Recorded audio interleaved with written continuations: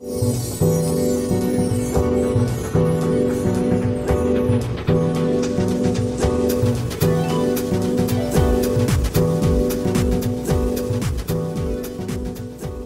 there and welcome to another episode of the Fully Charged podcast, coming to you on a surprisingly sunny day in late November in the United Kingdom of Great Britain and Northern Ireland. The reason I mentioned the location is because I'm talking to someone who does not live here, who lives a very long way away in Australia. And regular viewers may know, may not. Why should you? But it may know that I'm married to an Australian, and I have been for the last 35 years. And we have two children who have Australian passports, and we've spent a lot of time in Australia in the last 30 years, and I haven't spent any time in Australia for a long, long time for all the usual reasons. Although I am going there shortly to meet up with the family, first time in 5 years. I'm very excited about that, and I'm very excited to discover what is changing and what has changed in Australia in the last 5 years since I was last there.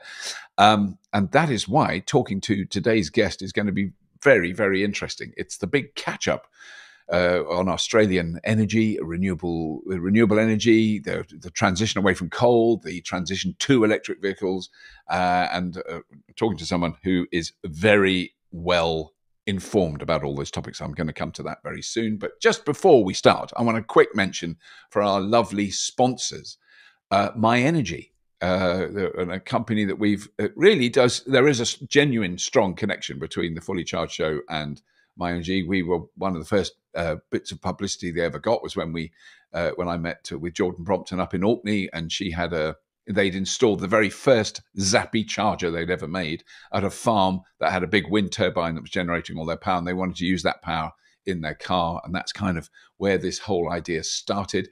They've since sold. I've just checked, actually. They've done something like, I've just got to have a look, because it was an amazing amount of charges they've done with their zappy chargers since they first started doing it.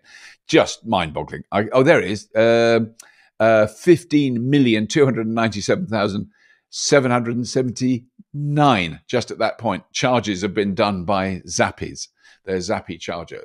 So very, very popular, very simple to use. I've had a zappy charger now for a long, long time. The other day, it was a perfect example that when it was, again, a sunny day for a short time, I just set the whole thing up so that the zappy would charge with any excess energy that was going into the grid. And when I say I set it up, I pressed a button twice. That was how complicated it was. And I can do it from my phone. If I'm not here, I can do it on the actual zappy charger if I am here.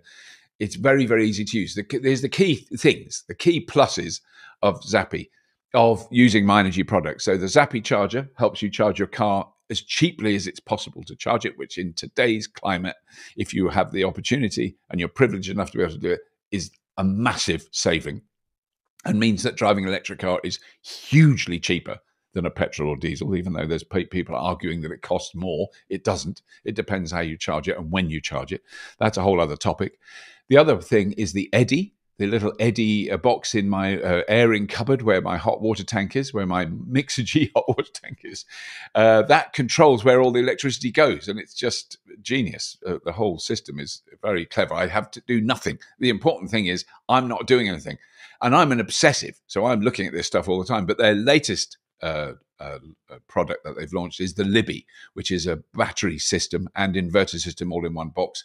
And when we first covered it, a lot of people saying it wasn't a very big battery because it's only 5 and a bit kilowatt hours. You can buy extra units, so you can go up to 20 kilowatt hours, a very big battery, using the Libby. And it's a really clever system, really simple, really clever system. And so those three things working together in your home, if you've got solar, those other three items, and if you've got solar and an electric car, I don't know why you wouldn't have a zappy, and most people already do.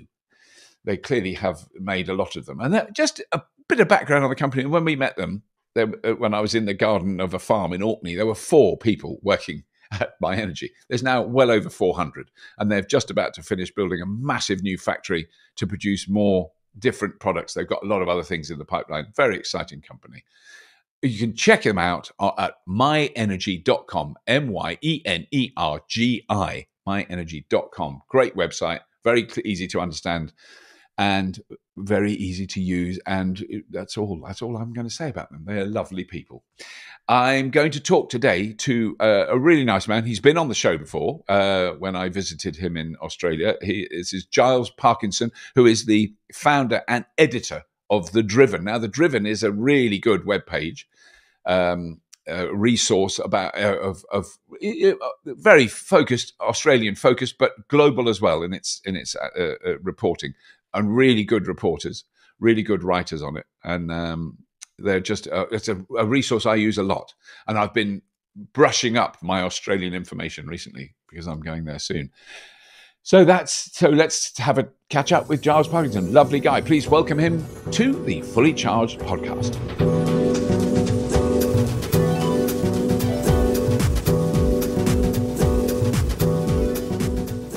Giles, thanks so much for joining us. I've just, for the second time on the Fully Charged podcast, and I had to work it out because it was quite a long time ago, 2019, I'm working out that I was in your house and we recorded an episode in your beautiful house. I have a very fond memory of it. It was a lovely, you live in a lovely place, let's put it like that. But what I wanted to, the only reason I mention that really is because of what's changed in Australia since then, because quite a lot has happened, particularly in the last year or so. Yeah, it's been extraordinary. Look, thank you very much for having me, Robert. I do remember that recording, and I think it was a funny day, actually, because I think you recorded me on your podcast, and then about half an hour later, I did the same thing and recorded you for my podcast. So sitting down at that dining room table. So, yeah. And look, gosh, it doesn't seem like a long ago, but just it seems eons, doesn't it? It was pre-COVID. We had a completely different government then. And look, if I remember rightly, I think we were just about to go into an election with high hopes. Oh, right, around that time. Yes. Right. I'm just trying to remember whether that was before the election or just after the election. And we'd hoped that... that was definitely before 2019, the Australian equivalent of the Tories out. Yeah. And then there's been another election since. So this May, we finally had a change of government, and that's kind of unlocked everything in renewables in Australia and electric vehicles. I mean, for 10 years, we had a government that says, we don't like wind and solar. We think batteries are stupid. Electric cars are going to ruin the weekend. They won't tow your boat. They're awful, and we don't want them. So go away. Yeah. Yes, which makes your job as someone who's advocating for electric vehicles quite difficult with that background. It did allow me to have a few rants, actually, and it's sort of quite cathartic having a bit of a rant. Yeah. These stupid people, blah blah blah blah blah. So that was quite fun. But look, no, it's so much better now. Just sort of seeing the progress. Look, it's going to be slow because after 10 years, we've got a lot of catching up to do, and you just can't sort of click your fingers and make things happen.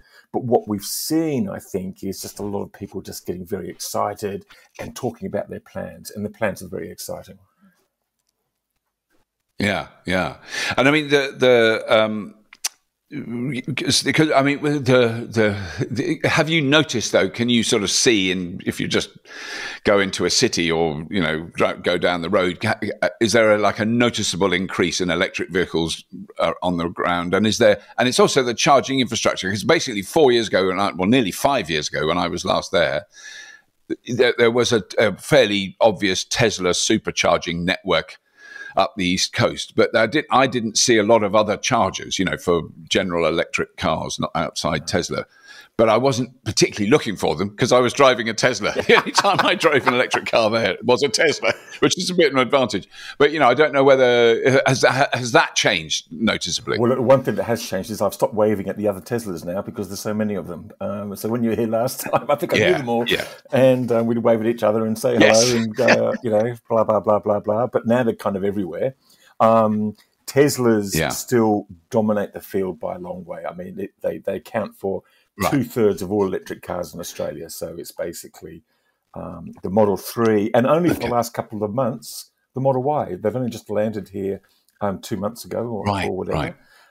You're starting to see more cars. You're starting to see some other brands move in. The Tesla network, I'm very thankful that I drive a Model 3 because it's absolutely no problem going from, we drive down to Sydney and Canberra from up here in Byron Bay quite regularly. We've done the trip about 10 times now, absolutely no problems. We've even gone inland a couple of times. But still, I'm still pretty happy I drive a Tesla because the rest of the charging network is it's coming. There's a big effort now from the state governments and the federal government to roll it out, but it's still pretty slow and it's still pretty sparse. You come across a lot of places where there might be one station or two charging bays, and one of them is broken, or both of them are broken, or there's 3 cars waiting for them, and that I reckon could be really boring. So, I mean, good on Tesla for actually putting in the infrastructure, giving multiple bays, and that's it. But look, I think there is so much interest now in the cars. It's just a matter of actually getting supply. Yeah. Yes, that's good. Yeah, so I mean, that's it. The thing is, that sounds very similar to here. I mean, I guess we have, a fairly ubiquitous charging network here, and it's expanded unbelievably in the last 3 or 4 years. It really is a lot better. But you can still turn up at a charging point and you get there, and there's either a big truck parked right across it so you can't get anywhere near it, or they don't work. There's still frustrations are still possible here, but it's much, much better than it was. So it is improving. Yeah, that's right. Well, but the other day, just as an incident, just down from here, actually, we often get sort of iced, or whatever it was, and I sort of drove into one, and it's usually got 2 parking stations, and there was an ambulance parked in there. I'm just wondering, well, what's the polite way of asking an ambulance to move on? But yes, that's a bit awkward. Yeah, no, you'd feel bad. Yeah. But then the other one that I remember I got lots of messages about whenever we did it, if I ever mentioned anything about Australia on a little news update or a podcast or anything, was the EV sales tax. Well, I don't quite understand it. The tax situation with vehicles in Victoria, in the state of Victoria, has that remained? Because I can't remember how it panned out, but it sounded quite negative. Yeah, it was bloody appalling, really. It's just a road tax. So, look, It really hasn't got much to do with electric vehicles. It's actually just a revenue grab by the state governments. So what happened was that in Australia there's a fuel excise. It was so fuel is quite heavily taxed in Australia, and that revenue is paid all across Australia, and the money goes to the federal government. And now that you're starting to see different sorts of vehicles, of course, electric vehicles don't use fuel, and you'd still probably need some money to sort of put into the road kitty to sort of help fund the roads, which is what the fuel tax is designed to do. And the state government's had this bright idea about, that's going to change. I know what, we'll put one tax in now, so we actually start collecting that revenue. And then the federal, see. Then the federal government can actually try and yank it off us. So it was really about politics, about the division between state and federal revenues. But it's an incredibly bad look. I mean, it's not the end of the world. It's going to cost electric vehicles maybe $200 a year or something like that. But But it's just stupid because basically a car that's driving in New South Wales and Queensland but is registered in Victoria has to pay the Victorian government for the use of the roads in other states. And look, it just doesn't make any sense at all. Right. But it's really just about state and federal politics.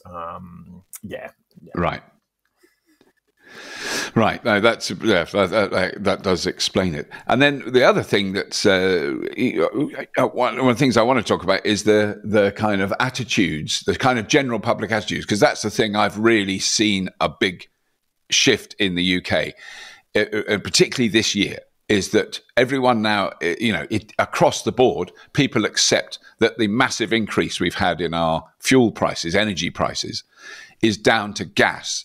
Because it used to be, the reason electricity is expensive because we're subsidizing renewables or something along those lines. No one says that now. It's always to do with gas, and everyone knows. And the other acceptance is of electric vehicles, that people kind of generally now say, my next car will be electric, or I'd like an electric car. But there's still a hardcore of immense resistance. And I wonder if that's the same. I've got a suspicion that is similar in Australia. People who I get it every day. I think your cars are ridiculous. All the usual criticisms. We've heard them so many times, but is that still going on? down under. It is. It is still going on. Look, it is moving. It's funny because there's so many people. I think at least half of people now declare that they want an electric car to be their next vehicle or whatever. Good luck with that, Right. because I think it's going to be so hard to get hold of an electric car in Australia for the next couple of years. But they want one. But there is still an immense amount of resistance because we're so dominated by the Murdoch media, which is just absolutely crazy on it. I mean, it's just they're completely nuts. You know, they're still writing nonsense about batteries and wind and solar and electric vehicles, and you know, they're going to crash the grid, and you can't go anywhere. You can't go into the countryside, and there are fire risk and toxic chemicals, and they can't be recycled, and you know, it's just the same old stuff over and over again. You know, we've got this. We've got this bunch of crazies on. You've got Sky News in the UK. Well, Sky News in Australia is completely different. It's because it's owned by Murdoch and controlled by Murdoch. And in the evening, they've got the maddest, the craziest, the nastiest bunch of people you've ever heard. And just listening to them, you just go, "This is absolutely nuts." But look, it was only 6 months ago we had a government that used to say exactly the same thing. So, you know, they spent all these years saying that Utes don't work. They're going to ruin the weekend. They're going to kill the tradie business. They won't tow your boat. They won't turn a caravan. You can't go camping in them. And of course, you know, you and I know, and I think everybody else knows that's absolutely not true. Yeah, yes, absolutely. No. But the other thing that I was really intriguing, I was just remember that, I've just looked at my notes, which the first news of it, in fact, came from my mother-in-law when she mentioned the Teals. So something happened in the last election where, from what I understand now, reasonably conservative constituencies that have always voted, you know, on the conservative side of politics, did vote for people who are, as I understand it, socially conservative, but protecting the environment, understand climate change, realise we've got to change the way we generate energy, all those things. Is that a rough appraisal of who can you explain who the Teals are for people outside Australia? Because it's quite an intriguing political move. Yeah, well, look, I think they're basically sort of climate and environmentally focused independents. They're not Greens, so they're Teals. Right. And the Teal is basically a mix between the Greens and the Conservative Party in Australia is coloured blue. So it's sort of like amalgam between wash those two colours together and you get a Teal. And it was just quite extraordinary. So we've now got about, like, the way the Australian Parliament is set up with this sort of the voting system, it's almost impossible, apart from the Senate, which is the upper house, to sort of dislodge the major parties. But something just happened in the last election. It was driven by a couple of well-known philanthropists, just attracted the attention, inspired by the previous election when a very well-known skier, we don't have very many skiers in Australia, but this is a former world champion, Zali Steggall, who's also a lawyer and a very capable woman, dislodged the former Prime Minister Tony Abbott in his safe seat of Manly. And that sort of laid down a blueprint for what could happen in other seats. And basically, these are all women. They are all highly qualified, doctors, professors, lawyers, other people, very, very intelligent, very, very engaged. And they just plugged in to these inner city electorates and some outer city electorates where they'd had basically sort of coalition people who pretended they cared but didn't actually do anything. And they must have gotten rid of about almost a dozen of them, basically sort of changed the face of politics. It's a pity they don't hold the balance of power in the House of Representatives, because that would have forced the Labor Party to come to the table and have to negotiate even harder or be forced to the table. But they are proving incredibly capable and incredibly adept and incredibly intelligent about bringing in good policy. And that's what they care about. And what we've suffered over the last 10, 20, 30 years of politics on both sides is basically party machines governing things. So there's a position, and no matter how good your person is, he's not going to change the party machine. And I think what the Teals tapped into was that people were sick of having people like that. They wanted a local representative who would go out and bat for the things that they said they'd bat for. And that's what's happening. Actually represent them, yes. Exactly. And develop policies and discuss policies and work out what's the best policy, rather than being sort of stuck in some sort of, you know, being given notes by the party whip in the morning. This is what you're going to say today. Yeah. Yeah. Yeah, because I mean, that's a great explanation, and there's nothing I've not heard of anything similar in the UK. Similar happening. I don't know if it's brewing, but there's certainly, I don't need to go into it now, but there's a huge dissatisfaction in conservative politics. That unlike the last years, it's really divided, and there's every chance after our next election there'll be two parties on the centre right and right of British politics. There won't be one. It will just break apart. It can't, and this is proper politicians talking about it that I've heard in the UK. It's not. That's not my opinion. But the one I just want to go through some other stories that you've run on the Driven, because we should explain for the viewers and listeners that don't know that the Driven is one of my favourite. I've got kind of two favourite electric car news, because I don't. What do you call? I don't even know what to call it. I'm old. I want to say magazine. That's what I want to say. Nice. People sort of say, oh, it's a blog. Okay, no, it's not a blog. It's not a blog. I'm a journalist. I'm not a really a blog. It's a website. It's a website. It's kind of news and website is the best one. Actually, yes, online magazine. Yes, magazine is good. Well, the Driven. No, I mean it's such a good resource. I'm a very regular visitor. I'm coming to. I read a lot of the stuff that goes out on it. But there's just a story I liked, which is happening here. The headline is Australian company to make its entire fleet of 500 Utes all electric within 5 years, which was one of those, really kind of good. And that is Utes. So this is, and we ought to explain to people outside of Australia what a Ute is, because I love that term. When my wife first said, "Oh, we can use a Ute," and I just had literally no idea what she meant. She could have meant a bucket, a pen, a toilet roll. I had no idea. She meant a bloody pickup truck. Yes. A truck. So a Ute, a utility. It's a utility vehicle is where it's from. But no Australian can say the whole word utility. So you just shorten it to Ute. Very sensibly. Yeah. But that's interesting. So, but I don't know who Evolution Group are. So that's the group that's planning to do it. And Toyota Hiluxes, that's what they're converting. Have you heard any more? Can you explain what that is? Well, Toyota Hilux is probably it's probably the best-selling car in Australia, actually. I mean, because Utes are really, really popular. All our tradies, that's sort of carpenters and plumbers and things like that. They all war around in these things. They're the people who I think are going to go electric, with great gusto when they arrive, because they like going fast. And you and I know, and other, many of the listeners will know that electric vehicles have got fantastic torque and just sort of take off. Now that they've got sort of vehicle to load and things like that, they can power their tools.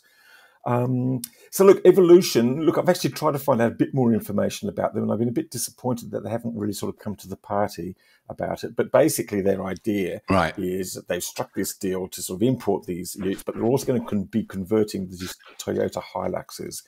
And that's an interesting idea because, there's so many Utes in Australia, and there's a couple of other people who are actually trying to do these sort of conversions on a commercial and on basis. So there's two guys who have just left Atlassian, which is Mike Cannon-Brookes.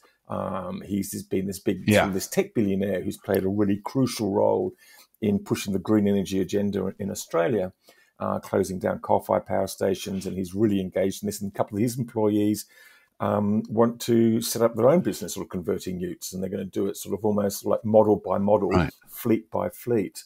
So it's kind of a response to the fact that we see stories and we see people driving Rivians and Hummers, and when the Cybertruck comes out. But the reality is, in Australia, we probably won't see these cars for about 3 or 4 years, because we're a right-hand drive thing. We're at the end of the queue. And so people just see this really big market in conversions, and we're yet to see what they look like, really. Well, there's been a couple of Toyotas being converted into electric for mining companies because they put them down in the mine, and there's a really good reason not to have diesel fumes underground. So they've done those. But when you're underground, yes, whoever thought that would be a good idea? But anyway, they had no choice, I suppose. But I'm not too sure those are really commercial. So it's going to be interesting to see what that happens on a commercial basis. But you've certainly now got fleets who are looking at these things and going, we want to go electric. What can people do for us? And now they're starting to strike deals. Yeah. Like that one was struck with Evolution, and to move forward from there, because they're just seeing the branding, the supply chains, the pressure that's coming from international companies, in particularly for their net zero targets, and they want people delivering net zero emissions all the way down the supply chain, and that means in transport and logistics and all those different things. So that's basically what's driving it, I think. Yeah, but what about actually the kind of the Australian automotive industry, manufacturing industry? Because I mean, when I first went to Australia, which is 35 years ago, there was Holden's and there was Ford. The Fords that I'd never seen in Europe or United States, but were made in Australia. I mean, are you still manufacturing cars in Australia of any sort? No. There's a couple of bespoke businesses. Oh, you're kidding! It's completely stopped. Oh yeah, no. We had all these. We had Mitsubishi, we had Chrysler, we had General Motors, we had Ford. And they struggled because it wasn't a big market. They depended a lot on sort of government support and things like that. And this last coalition government just said, "I'll bugger you," and they said, I remember the former treasurer saying at the time, these guys were warning, well, if we don't get this support, we're going to have to close. And they said, we'll close then. Right. And down went these industries. Down with these industries. Thousands of people out of things, and Australia just lost its manufacturing base. And the irony is now that it's trying to get it back, because we suddenly realise that we're moving from a coal-based grid, and we're probably one of the coaliest countries in the world, if that's not even a verb or whatever. Yeah. But we're moving to green wind and solar quite quickly. That's going to give cheap and green electricity, and it'll be a great place for manufacturing. But we've kind of lost that base. And even though there's still teams in Melbourne who are working for General Motors in the US, particularly on design, ironically on some electric vehicle design, the actual manufacturing itself has basically disappeared. So, very sad. Right, because that is so sad, isn't it? But it's not uncommon. I mean, very similar things have happened here. I mean, it's not quite gone to that extent, but what was a huge, we were one of the first big automotive manufacturing countries on the planet, many, many years ago, and it's shrunk and shrunk and shrunk. And now everyone's saying, oh my goodness, we should bring manufacturing back to England. Like, well, we sent it to China with gusto in the 1980s. There were people falling over each other to take all their manufacturing offshore to China and Malaysia and India, and now we're going, oh, the Chinese make everything. How did that happen? Can we have it back, please? It's kind of fairly... Yeah, can we have it back, please? Can we have our massive industrial base back, please? Because it's changed us. But you mentioned Mike Cannon-Brookes, because he's a fascinating character. There's been a story about him very recently. So he's successfully now... I can't understand, because it's all to do with shareholdering, but he's got control over a power plant. Is that right? Do you know that story? Because I'm not absolutely sure that I understand it. No, it's a very interesting story, actually. It's a story about Australia's biggest coal, one of Australia's three big utilities. It's the biggest generator of coal power in Australia. It's the biggest polluter. And it's called AGL. It's the oldest utility in the country. It used to be called Australian Gaslight. And about 10 years ago, it actually had quite a green sort of plan, sort of, moving away from gas and into renewables. It was one of the first big investors into wind and solar. And then it just made this crazy decision of just buying all these coal-fired generators in New South Wales and Victoria. It became the biggest coal generator in the country because these things were being privatised, and it thought it could see a good deal. Loaded itself up with this, but eventually it found itself with this liability, these aging coal plants, highly polluting in a world that wants to decarbonise, getting old, getting more less reliable, costing a bomb to keep going, making some money as they're going away. And Cannon-Brookes basically challenged them and just said, guys, you can't keep on burning coal until 2050, which is what their plan was. We need to get out of there before then. And just really challenged them. He teamed up with a Canadian company called Brookfield, massive asset manager, launched a bid for AGL. AGL told them to go away. They came back with a high bid, told them to go away again. They thought, oh, bugger you. Brookfield went off and found another company to bid for. They've just actually launched a bid for Origin, which is another one of the big utilities, which is an interesting story in itself. Right. Mike Cannon-Brookes didn't want to give up. He launched a share market raid, spent about $600 million of his own money, bought a little stake in the company, managed to stop AGL going through with this plan of splitting its assets into sort of good and bad and old and new and stuff like that, because he said that will actually slow down the transition, and now has actually succeeded in having appointed 4 independent directors, people who really understand what the energy transition's about. The former head of Tesla Energy in Australia, the former head of the Energy Security Board, and 2 other experienced directors who understand the need to transition the grid. So that's going to make it really interesting, because you've got these new directors in there now, and you've basically got these old directors who really come from the fossil fuel industry who are just sort of saying, oh, it's all too hard, and if we go too quickly, the lights will go out. And you've got these new directors in there saying, well, no, actually, we've just got to kind of plan for it, and it'll be fine.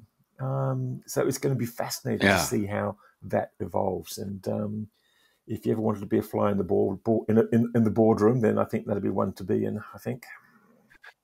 Would be fascinating, wouldn't it? But I mean, I think the thing that makes me excited about Australia's energy future is, you look, where I live is a very, very crowded, damp island in Northern Europe, and there's not a lot of space. But the one thing we have, the massive advantage we have in this country, is our coastal waters, which are owned by the Crown. The King owns them, and the scale. Because it's out of the general public eye. If you live in a city in the UK, you're really not aware of the sheer gargantuan scale of offshore wind and of what's going on now. I mean, they are mind-bogglingly huge. So we're very regularly, we're between 20 and 60% wind powered now, depending on the day. Yeah. Today we're about, I just checked before I called you, we're about 35% powered by wind at the moment. And what that's done is completely decimate coal in the first place. So really coal has been replaced by wind and gas in this country. Nuclear stayed exactly the same. It's never more, it's never less. And there's a huge debate going on about base load, which I'm sure is happening there as well.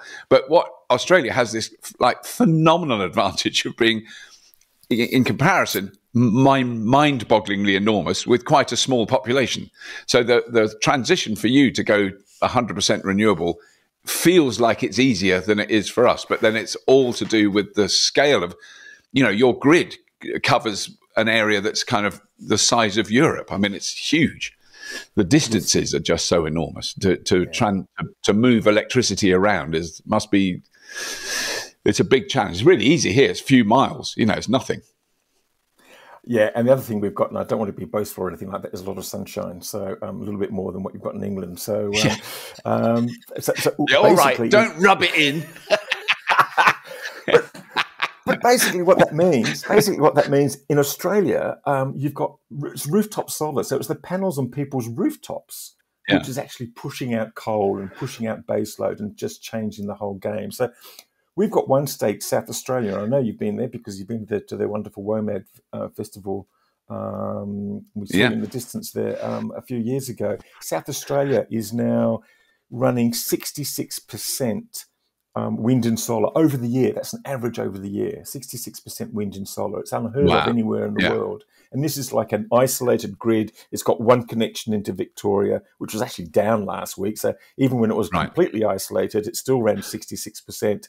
It has days when rooftop solar in the state basically accounts for almost the entire demand in the state. So it's a completely different way of running the grid. So you've moved basically from big centralized fossil fuel generators to dispersed distributed energy with batteries and a whole system which is gradually, it's not quite there yet, but is gradually becoming almost entirely inverter based. So rather than having big spinning machines, it's all going to be down to the electronics and the inverters. And they're finding out that the inverters can do all the things that they thought that the spinning machines could do and only then they could do. Well, it turns out an inverter, properly coded, properly tuned, can do a myriad different things. including giving that sort of system strength and inertia and all those things. So, in many ways, Australia's kind of dragged the chain in the last couple of years. We're still 65% on coal in the country as a whole, but there's these little pockets of great illumination where we're just seeing these extraordinary achievements, and which will set the blueprint for the future. And that's really, really exciting.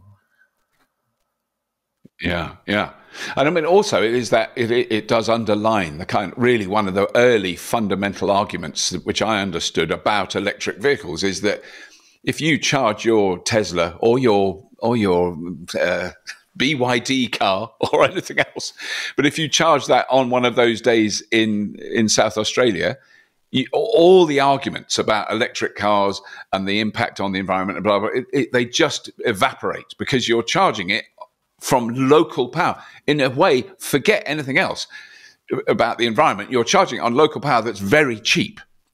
Once it's installed, that electricity is very, very cheap. So you're not having to, like in our case, import toxic fossil fuels and refine them and then put them in a tanker and then move them to the pump and then pump them. You're plugging it in your house. Yeah. It's very, very direct charging. And that the more that becomes a possibility and the more people see that, I think that's where things really tip and really change, because we've got very high electricity prices now in the UK, and all I see is people going, well, I did charge my car on solar yesterday, so I'm not paying you still can get around it.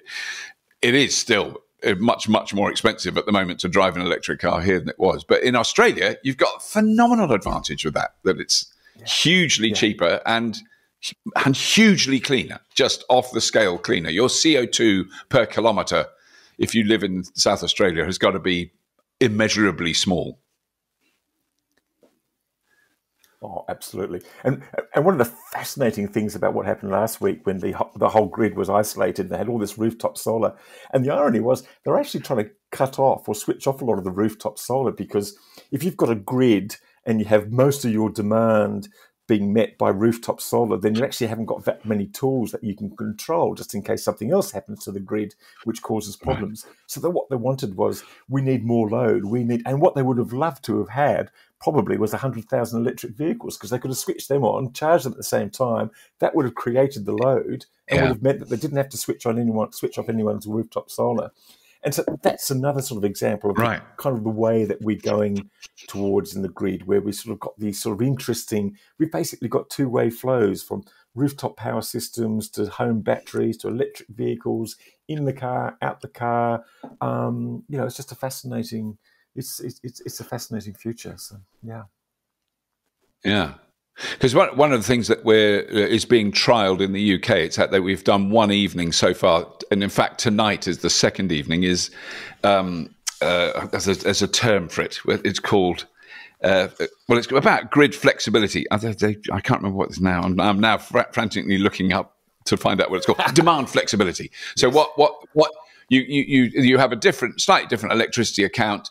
With a few of the electricity suppliers, and they ask you to reduce your demand to an absolute minimum between certain hours when there's peak demand in the UK, and you get money. You actually get paid for doing that. So there's a big reduction off your electricity bill, and it's only like 2 or 3 hours, and it's done. And the last time it did it, so there's 200,000 houses currently connected to this, and they provided 108 megawatts of flexibility. So they reduced demand on the grid by 108 megawatts, which is not, it's not earth-shattering, but it's measurable. And that, if you could go to 2 million homes, and they're automatically connected to something like this. So at that point, don't put the washing on, don't boil a kettle, just hang on a minute. You can have your lights on. It's not like you've got to completely go into the dark. You don't cut it. You're not cutting your supply. You're reducing it as the demand as much as possible. But that's like a nuclear power plant's worth of saving. So there's all these new systems coming in that will help us adjust to a different energy supply. And the important things about that is that 108 megawatts might not sound very much, but that's actually often the difference between prices going from one sort of band into another sort of band. Because remember, you've got the same sort of system as we've got. It's the price of the last megawatt into the system that sets the price for the whole market. Yes. Which is a bit unfair in some stages. So if one more megawatt if one more megawatt costs, $1,000, then everything costs $1,000. But if they won before, it costs $10, and that's the price. So it's a bit of a silly system, and it's a system that unfortunately can be held to ransom, which is why when you've got a battery or demand flexibility counteracting that, then you can actually keep lifting the prices, and that's really, really important. Yeah. Now, the fossil fuel industry, let's just quickly debate that. Well, I mean, also Australia's role in supplying the world with coal is it's a difficult one, isn't it? It's because I was recently in Canada, in British Columbia, and I mean, it's so supremely green. It even makes Norway look a bit lazy. So I think they're 98% renewably powered. The state is over a year. So it's hydro and wind. They don't burn coal anymore. They supply electricity into the United States. But then literally a few thousand miles along the road is Alberta and like the dirtiest oil extraction on the planet. That is, you can't even think about it, but it is bad. And also British Columbia supplies electricity to Alberta to refine the oil, because you can't pump that oil through the pipes before you have to treat it before it gets pumped through the pipes. Otherwise it will just turn into tar and block the pipes. The whole thing is so insane and horrific. But because there's that side of where I get excited when I come to Australia, because I see all the rooftop solar and there's big changes taking place and all that. But then you go, well, yeah, but there are some of the biggest coal mines.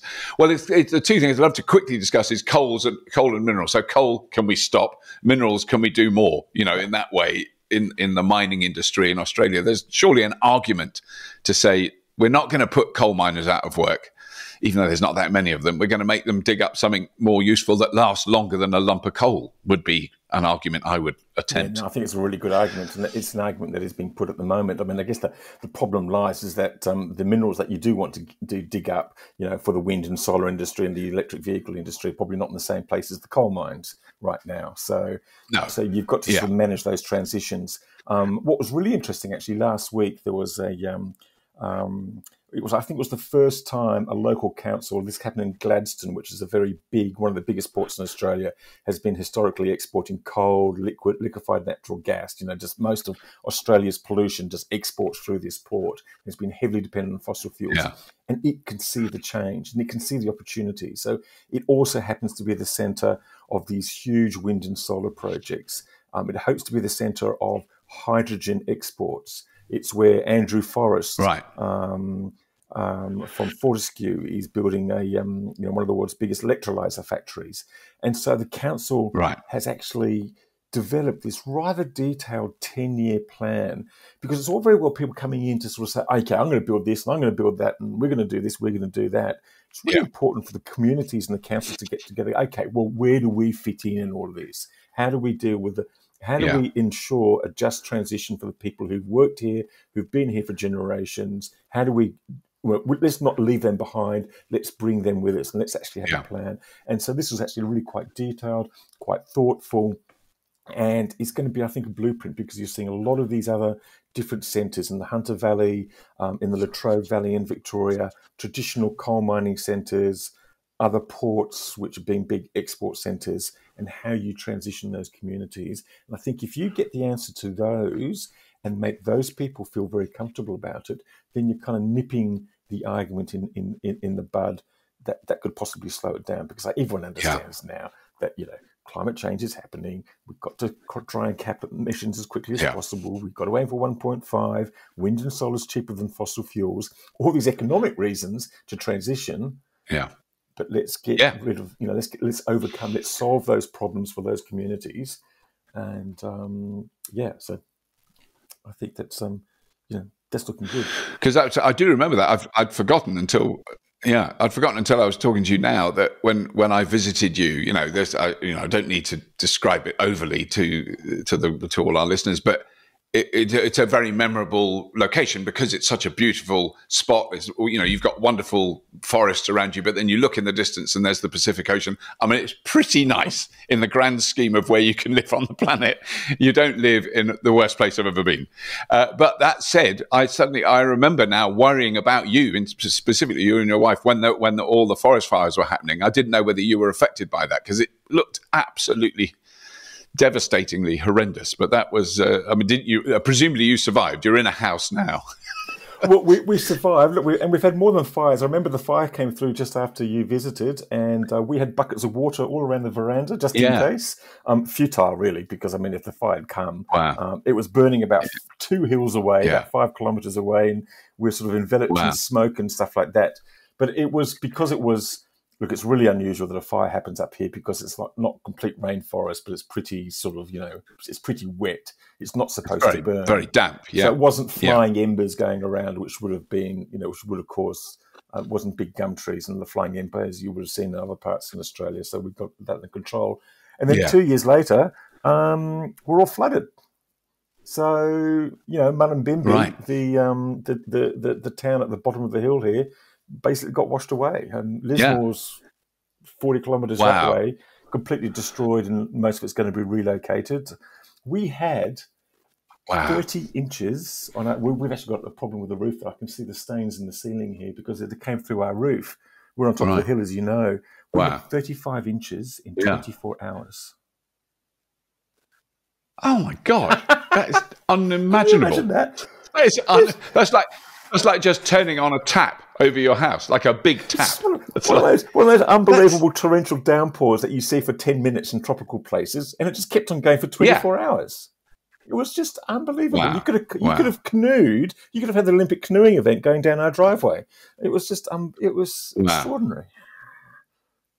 Wow. Because I mean, the first time I experienced rain like that was in my life was in Queensland, and it was in the back garden of my mother-in-law's house, and she was at work, and I was such a pom who'd never been there before, and it was raining so heavily.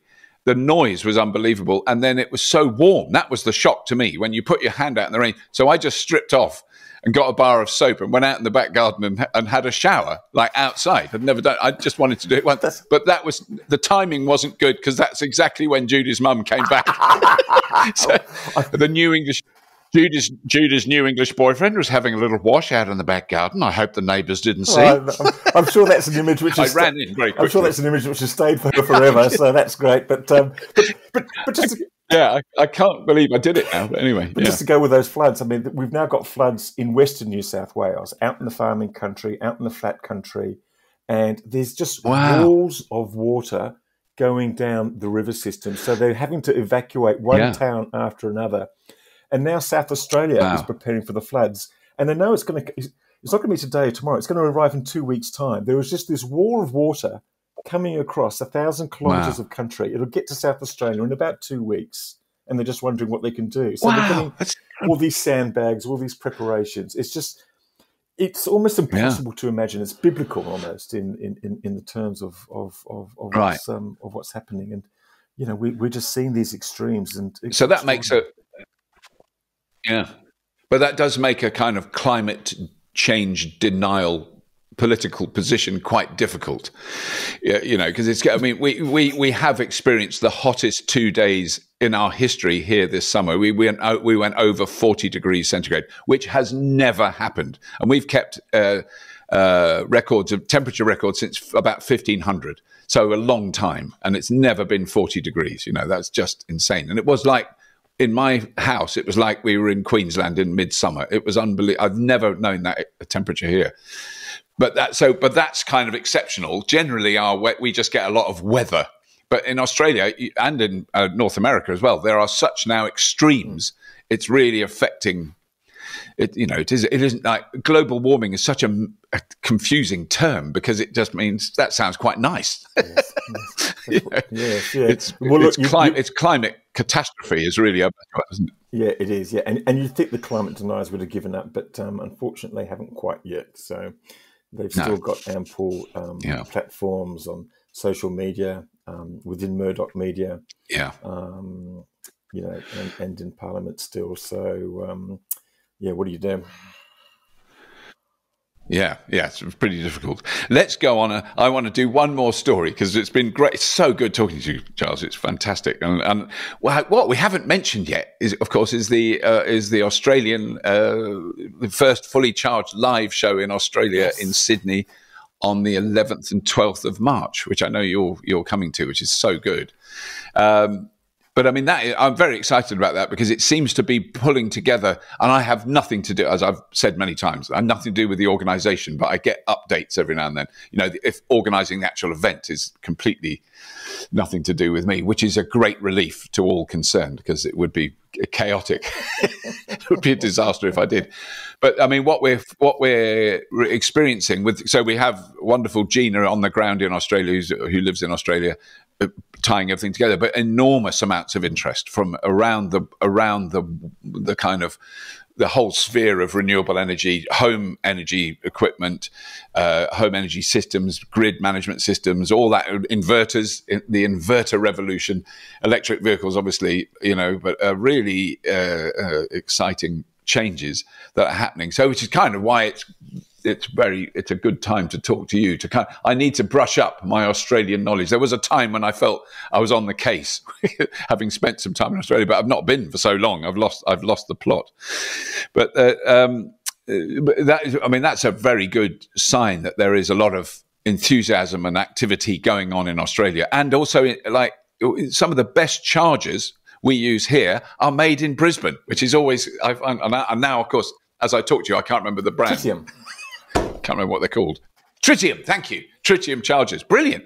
And it's so weird that they're made in Brisbane, where there isn't a huge, electric vehicle presence yet. I mean, I know it's coming, and in fact, members of my extended Australian family there's now 2 electric cars in the family, so it's definitely shifting, which is very good to hear. Yeah.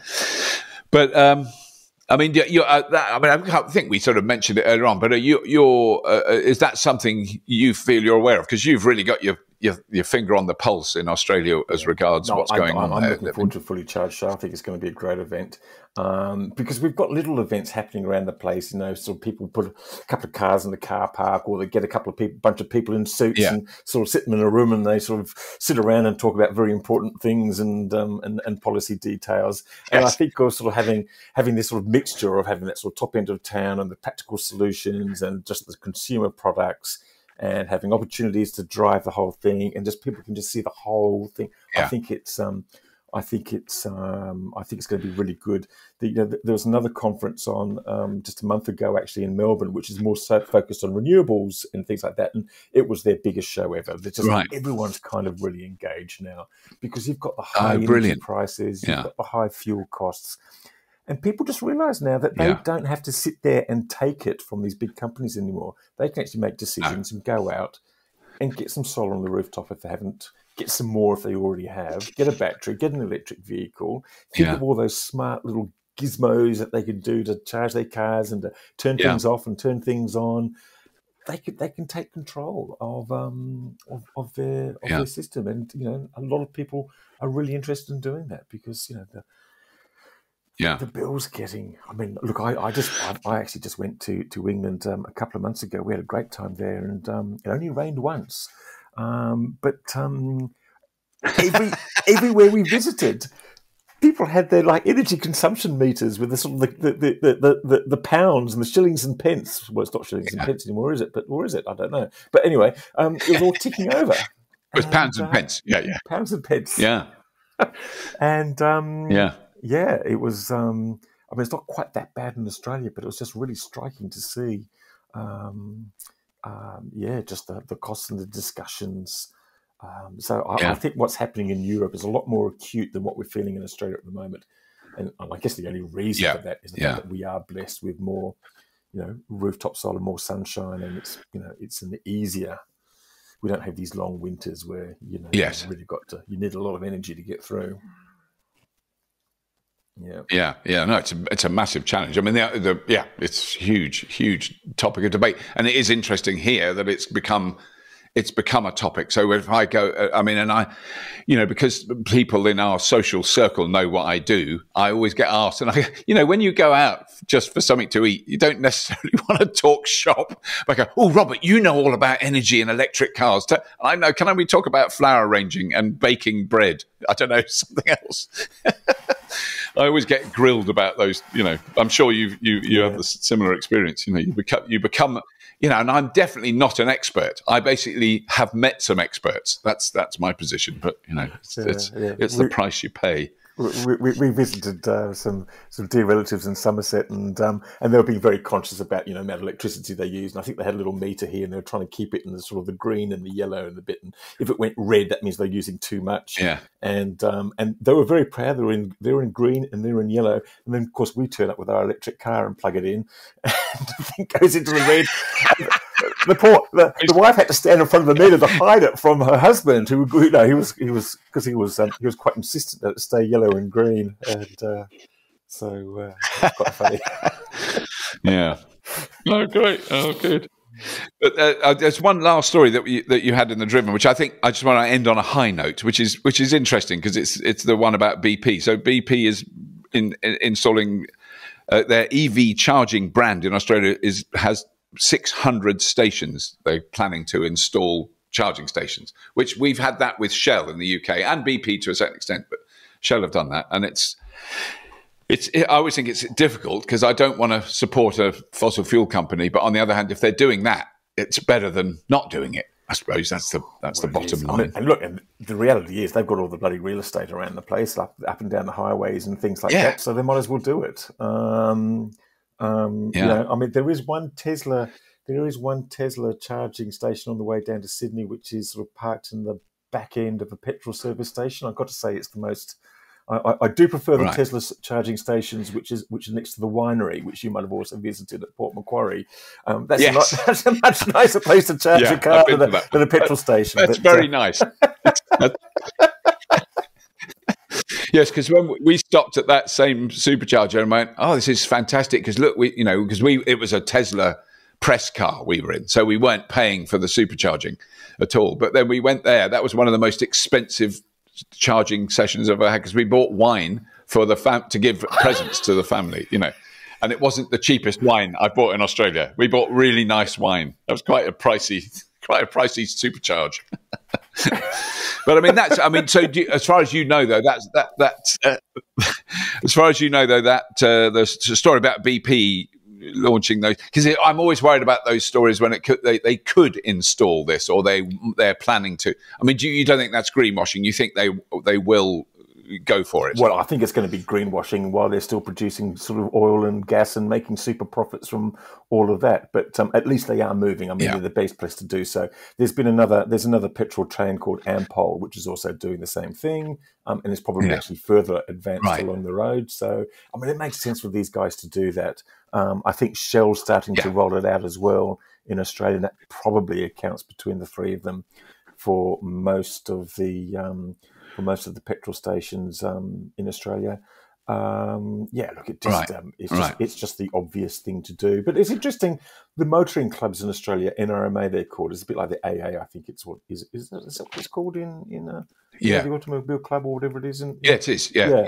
RAC and AA, the two big ones so here. They're rolling them out as well, and they tend to have them in nicer places, in parks in the centre of town and things like that. So the NRMA is building out quite a huge network in Australia. And look, good on the governments. The Labor government, the federal government's come in and thrown about $250 million at it. So they're sort of co-funding a lot of these stations. The state governments are also, they're in a bit of competition with each other to have the biggest and best network. But we've got a long way to go. I mean, I did notice in the UK that there were charging stations everywhere. The challenge in Australia is, of course, the distances, which doesn't mean you can't drive electric cars. It just means that you need to have a lot more electric vehicle charging stations in remote areas, and that's probably just makes them the economics of them a bit more challenging. But But Giles, it's been brilliant talking to you. I can't wait to. Well, I will see you fairly soon. Anyway, somewhere around, I'm sure, and we'll see you soon. Thanks so much.